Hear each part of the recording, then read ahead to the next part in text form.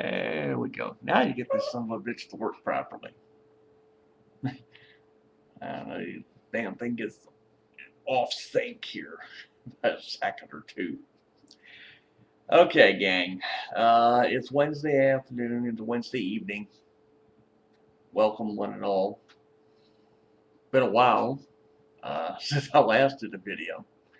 And unfortunately, we got into the news. And when I say we, I mean most of us who live here in Virginia, we wound up witnessing an earthquake, which they have not had of this magnitude anywhere in Virginia since I think they said 1897. We went through this yesterday. I got to tell this, it was interesting how this happened. You know, this is like 10 minutes to 2 yesterday afternoon.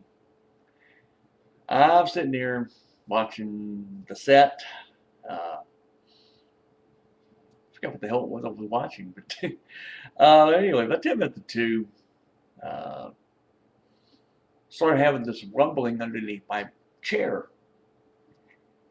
And while that's going on, I'm looking over and I see the computer desk, you know, which you can see here. And the desk starts going back and forth. It starts going side to side.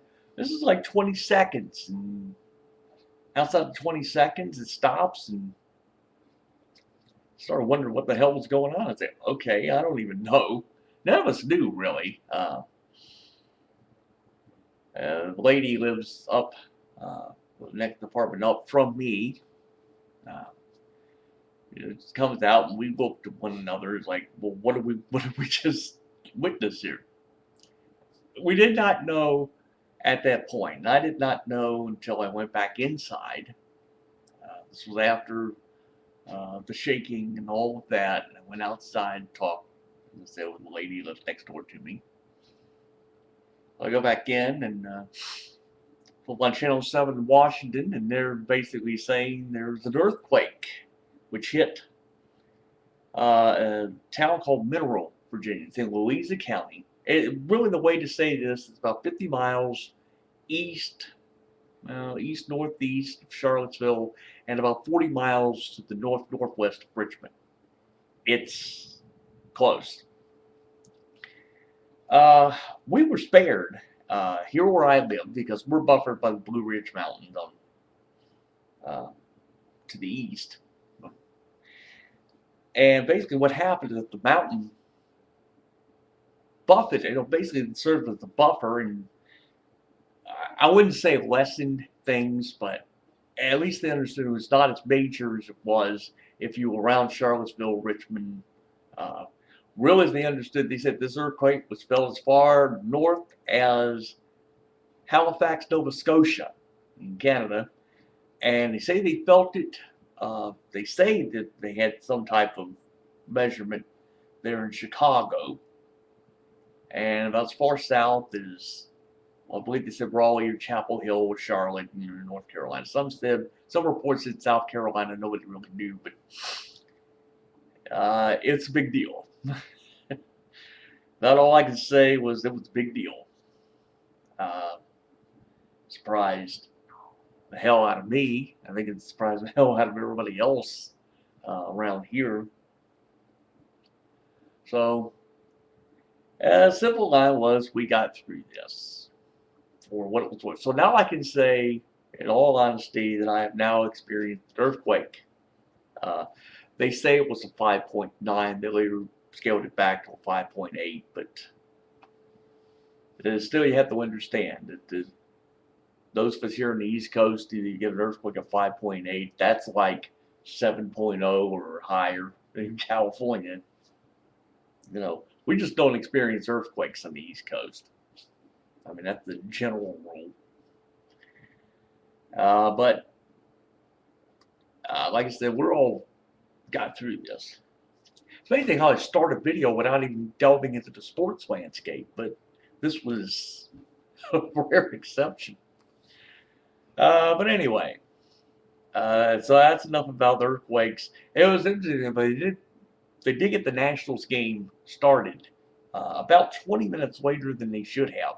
First pitch would have been 7:05. They did not start until 7:25 because they did not open the gates at Nationals Park until 20 minutes to 7. Normally they do it at 4:45, so everybody can see batting practice and what have you. But multitude of things really contributed. One is the earthquake. Two, they were playing the Diamondbacks, and their team bus was still stuck in traffic. It would have been stuck in traffic anyway, earthquake or no. So, at any rate, the game got off about 20 minutes late. Basically, the earthquake was the only thing that I think that stopped the Nationals' win streak. Which I have to admit, you're getting down to the last 4 or 5 weeks of the regular season. And it's like I was saying before, is that the Nationals now can be spoilers as far as the NL West race. They won't impact the NL Central because they've already played everybody. Well, still have to play the Reds, I think, this weekend. And it's still, of course, impacting the NL East, which meant taking 2 out of 3 from the Phillies over the weekend, which made me happy. I think it made everybody happy. They finally shut these assholes in Philadelphia up.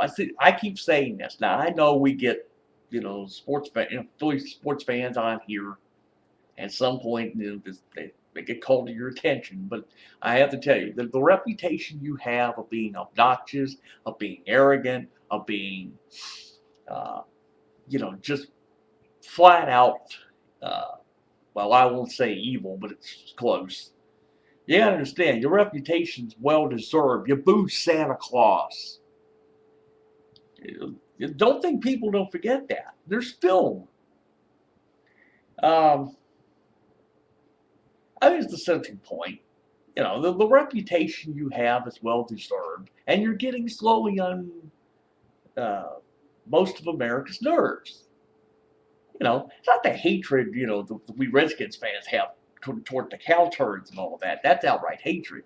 What you have in Philadelphia, as far as, well, it's not just Redskins fans, but any sports fan in the D.C. area. What we feel now toward people in Philadelphia is more, well, right now it's a strong dislike. It can be ratcheted up to hatred someday. You never know. Anyway, that's neither here nor there, and I'm not going to go any farther on that. At least the real isn't wearing a Redskins shirt here. Cool. Anyway, preseason. Who gives a fuck about preseason? To be honest, I said, okay, so the Redskins are undefeated in preseason. Big fat fucking deal. We still have a problem. John Becker, Rex Grossman under center. No, and it does not work for me. It does not work for anybody else. But at least we are not in Indianapolis because they are now slowly coming to the realization Peyton Manning may not start the regular season. If that happens, then the streak he has of consecutive starts, which he inherited because Brett Favre got taken out and missed the start at the end of last year, is Peyton Manning has that streak of the 200 and some. I forgot exactly how much it was. What it would have meant was that he would have had to play four full seasons and part of a fifth, including this year. Would have been 4 full seasons plus part of a fifth to go past Brett Favre. Now that's not going to happen. Apparently, it's not happening. This is how desperate they got in Indianapolis. They signed Kerry Collins. And here's Kerry Collins, who a month ago announced his retirement. And so now they talked him into coming back. I kind of hate to say it, but they've had time now in Indianapolis to prepare for the inevitable. That the day was going to come someday that Peyton Manning was either going to hang it up or something like this was going to happen with the neck injury and such. So, it almost makes me glad now that my fantasy football team for NFL.com, I got that ongoing. And here I was trying to trade with somebody else in my league for Peyton Manning. They turned me down. Now so now it's a good thing I didn't go through with it. Oh well. I don't know. At least I'm still cool with the quarterback position as far as my fantasy team goes, because I got a. No, that's right. I got Phil Rivers and Joe Flacco is on the bench. Yeah, that's what I was trying to remember. Yeah, the thing was I was trying to trade for Aaron Rodgers, and that got turned down. Well, at least I got 2 more weeks here before I have to get serious about that fantasy lineup. So I got 2 weeks here. I'll finalize everything there and then sit back and let the regular season go. So, whew. Man, you talked out after a while. Oh, God. I don't know. You get everything, man. It's like, the earth. I think the earthquake had more of an effect on it has more of an effect really on older people. I mean, people not young, but shit, I don't even know what else I was going to say here. So maybe this is as good a time as any to just wrap up this little video. So we will say, as always, adios, motherfuckers.